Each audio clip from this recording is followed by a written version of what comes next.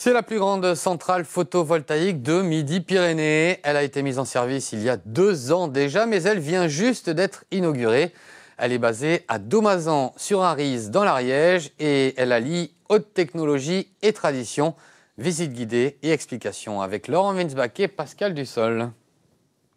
65 000 m² de panneaux photovoltaïques.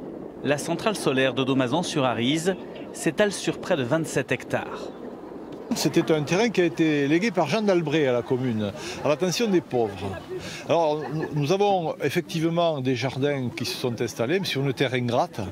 Et c'était une occasion pour la commune, effectivement, de valoriser les terrains, effectivement de faire des rentrées financières importantes pour nos investissements. 90 000 € par an, une aubaine pour un village de 700 habitants.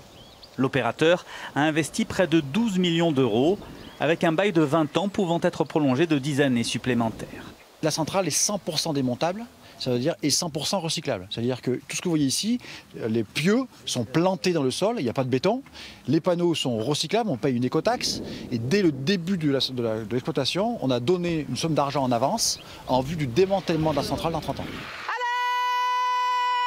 Éleveuse juste à côté, Sabine Leray a d'abord froncé les sourcils en voyant des terres ainsi détournées de leur utilisation agricole. Mais sollicitée pour venir y pâturer et désherber gratuitement, elle a du coup agrandi son troupeau de brebis. Je les sens très à l'aise ici, il n'y a pas de problème. Bon, on a fait un essai parce qu'il y aurait pu y avoir ça, peut-être ça aurait pu générer quelque chose de négatif, mais non, pas du tout, elles se plaisent. Les panneaux, ça leur fait aussi un peu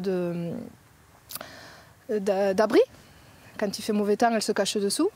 Donc, pour faire dans mon système où je fais du plein air intégral, elles sont très bien, quoi.